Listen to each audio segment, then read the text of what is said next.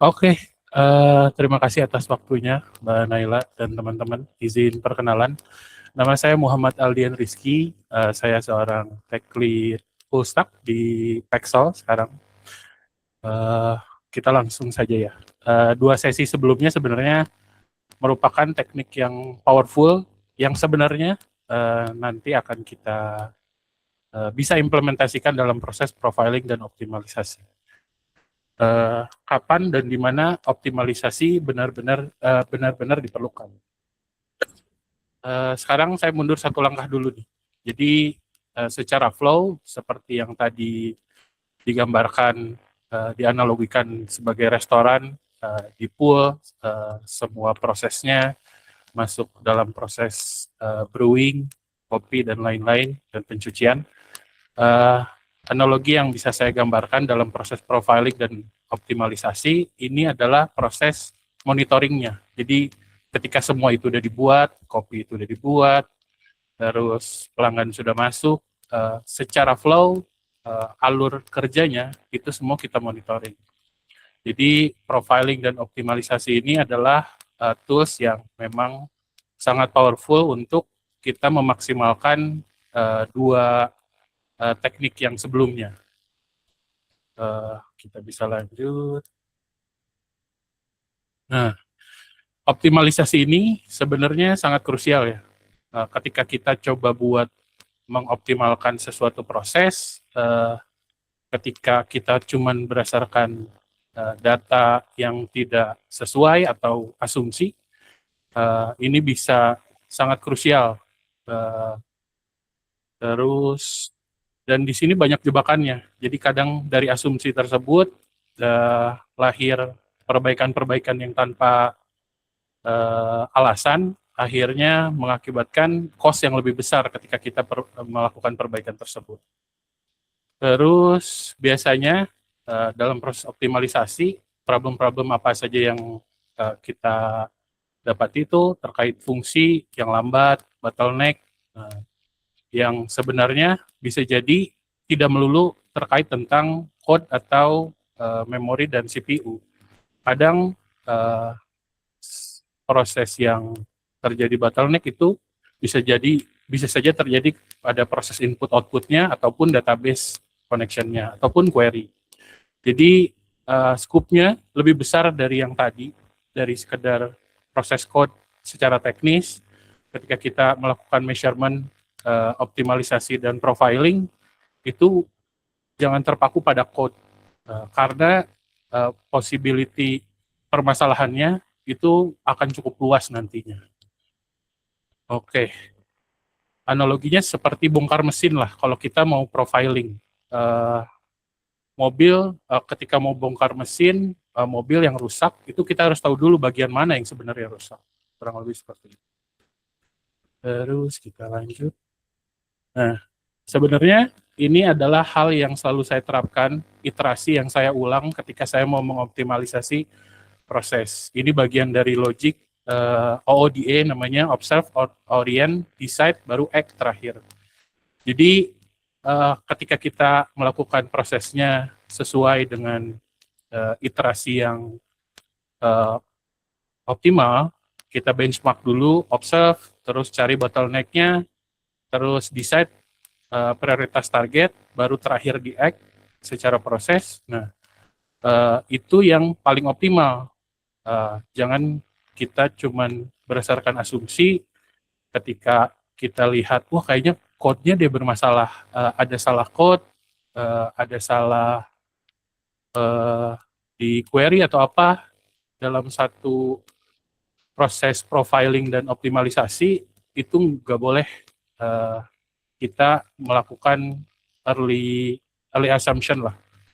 Terus apa saja yang bisa kita optimalisasi, yang tadi CPU dan memori yang sebelumnya sudah dimention secara proses, dan terlalu banyak bocor leak di GoRoutine, input-output, database, serta juga latency dari API respon.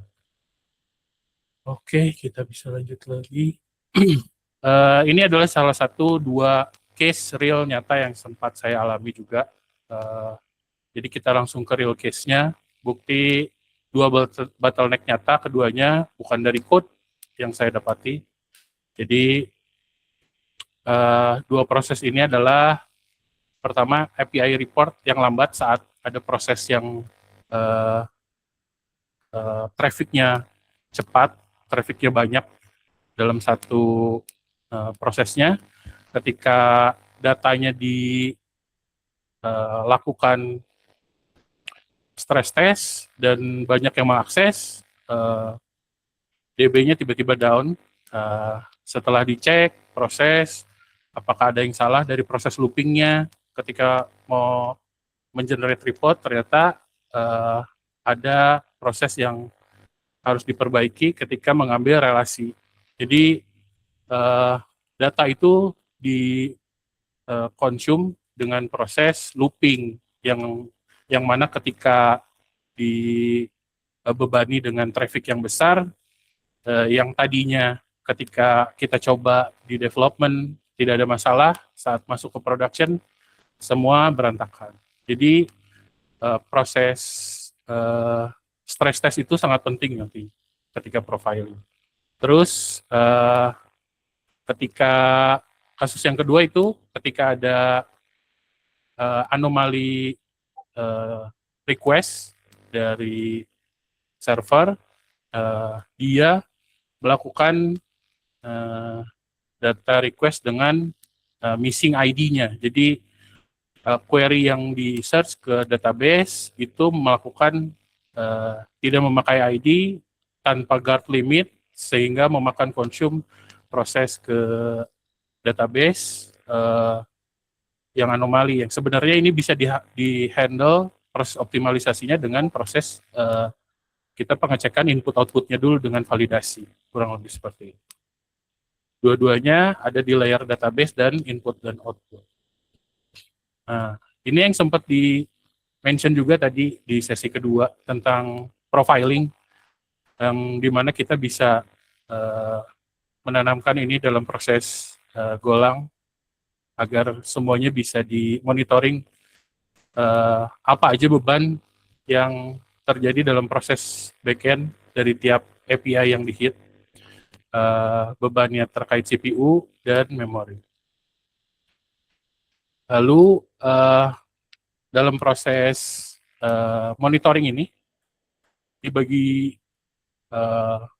detailnya. Jadi dalam satu kerangka function kita tuh harus melakukan proses kumulatif dulu, semuanya di profiling dengan baik, bukan yang sesuai punya profile membaca secara time. Kita harus kumulatif dulu semuanya dari secara fungsi parent dan child-nya menyambung. Dari kasus report ini bukan menghitung satu persatu. Jadi tiap result-nya ini kita kombinasikan, yang mana bukan, kadang kita selalu berasumsi kayaknya ini yang jadi masalah, tapi waktunya sedikit, ternyata di bawahnya dia masih punya banyak fungsi child-nya, kurang lebih kayak gitu. Oke. Nah, dalam proses profiling juga, ini yang tadi sempat di-mention, persis yang saya bisa kasih contoh terkait concat, ketika kita alokasiin string dengan proses concat plus dan juga ini adalah proses yang better untuk konsumsi yang lebih baik terkait data memorinya. Jadi ketika menggunakan concat builder, penggunaannya akan secara memori akan lebih sedikit, kurang lebih kayak gitu. Dan ini bentuk benchmarknya nanti.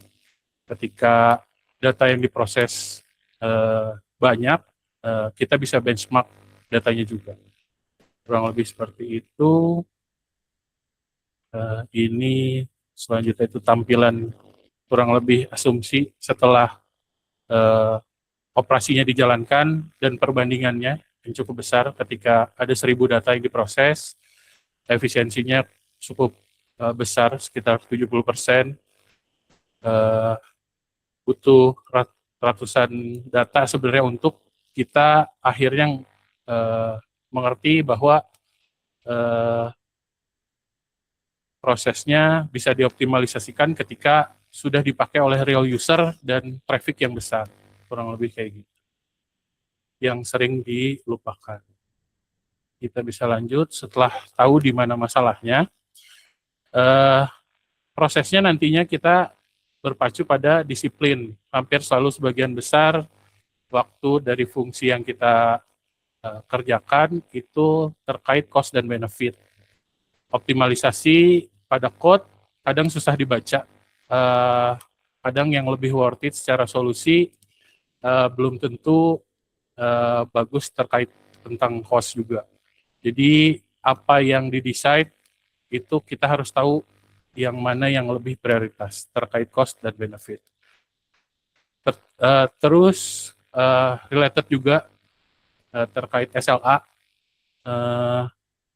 yang diprioritaskan adalah beban database atau memang speed dari sistemnya. Kadang ada yang harus dikorbankan dalam proses optimalisasi. Kurang lebih kayak gitu. Solusi itu bisa datang dari mana aja, nggak selalu dari code, kadang dari database yang kita tweak secara query, atau dari proses input-output yang tadi kita validasi. Concurrency bukan selalu solusi.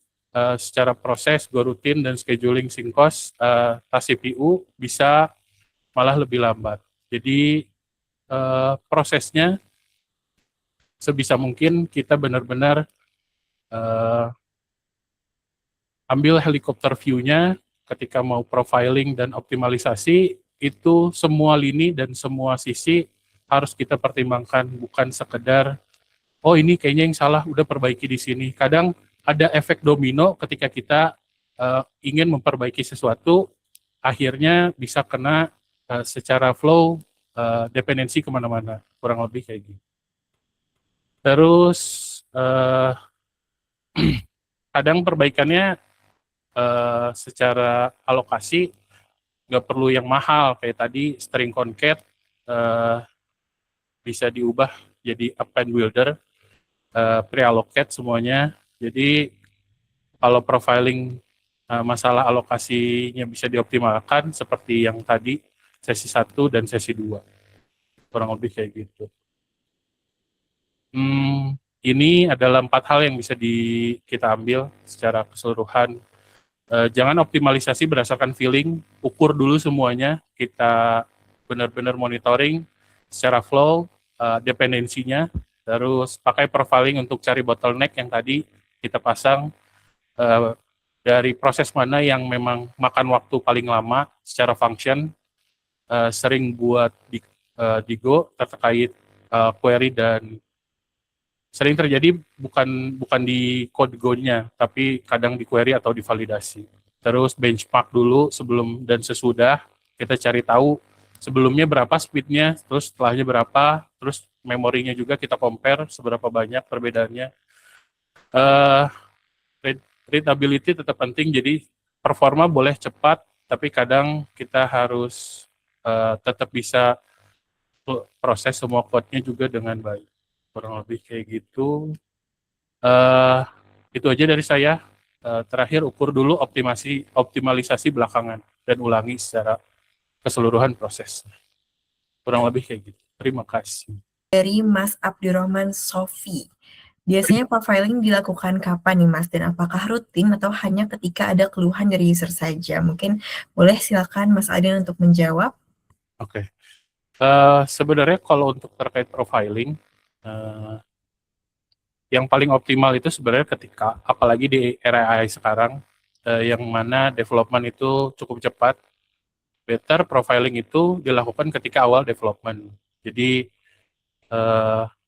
ketika kita mau stress test atau benchmarking tadi, kita udah bisa profile semua apa aja yang setelah di benchmark, di stress test ada hasilnya gitu. Kita bisa monitoring itu dan lihat seberapa besar impact perubahannya, atau memang sistem baru ini cukup atau enggak untuk menerima traffic yang besar, kurang lebih kayak gitu. Tapi balik lagi karena pasti masih banyak legacy code yang memang belum ada profilingnya atau memang masih sekedar dibuat tapi belum di profiling.